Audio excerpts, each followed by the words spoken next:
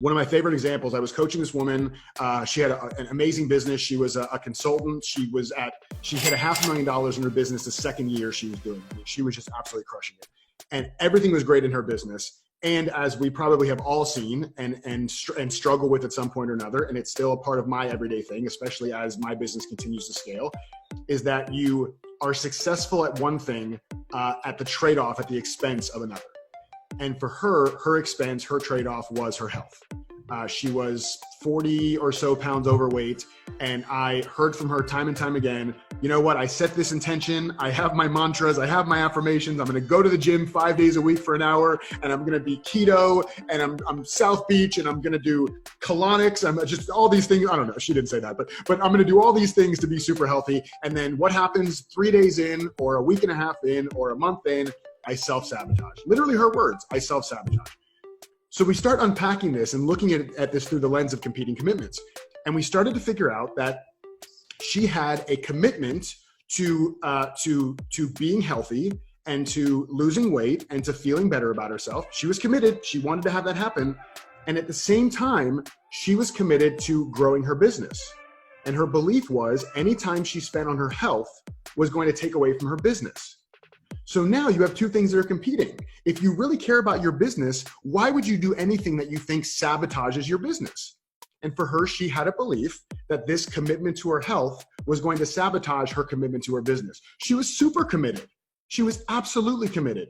But it was her staunch commitment to her business that wasn't allowing her to see that she could actually integrate the two. We went from the awareness part to the action part and said, cool, it looks like these two things are conflicting.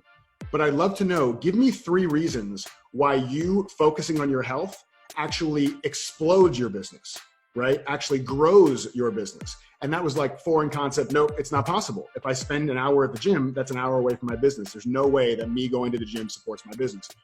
So we slowed it down. We dove a little deeper in, and she realized her mission in her life and her business was to spread her message, was to impact more people, was to be in front of more people. And she realized and recognized that if she put more emphasis on her health, then she would feel better in her clothes. And if she felt better in her clothes, she would feel a lot better about putting herself out there in the world, whether it was on camera, on a video, or on stage. And she also realized she wouldn't be fidgeting with her clothes when she was on stage or doing things. And that way she could be more present with the people that she was coaching or speaking to from the stage, which was going to make a bigger impact. And we start finding all these things, all these reasons that her focusing on her health actually supports the growth of her business, doesn't take away from the growth of her business. So for you and for everybody here, there's some competing commitment. A lot of times for people with diet and exercise, it's, I want to be really healthy. I'm committed to being healthy, and I'm committed to not being a slave to some regimen where I'm going to the gym every morning at 5 o'clock in the morning and I'm eating nothing but like celery and almond butter. And as long as those things are conflicting with each other, you'll never do the thing that you say you're committed to. So it's really important to tease that out and see where the competing commitments are. And it's for everybody. Like, if you ever find a coach or somebody who says like they don't struggle with this stuff, run away from them, because it's the human experience. Like, there's nothing here to fix when you recognize you have a competing commitment. It's just information. It's just data.